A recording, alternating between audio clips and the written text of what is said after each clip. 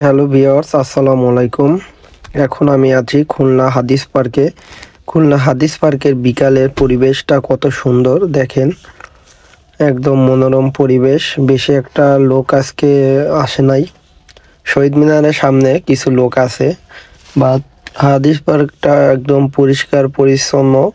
খুলনার ভিতরে একটা সুন্দর একটা পার্ক। এই পার্কে ঢুকতে কোনো টাকা লাগে না, একদম ফ্রি আপনারা ঢুকতে পারবেন এই পার্কটার ভিতরে।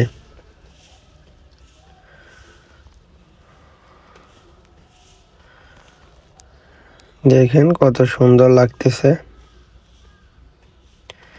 এই পুকুরের চারপাশেই ব্যারিকেড দেওয়া আছে। অনেক সুন্দর এই পার্কটা। তো বন্ধুরা, যদি আপনারা খুলনা আসেন অবশ্যই এই পার্কটা ঘুরে যাবেন। পার্কটা আসলেই অনেক সুন্দর। তো বন্ধুরা, আজকের ভিডিও এই পর্যন্তই। আপনারা ভালো থাকবেন। আল্লাহ হাফেজ।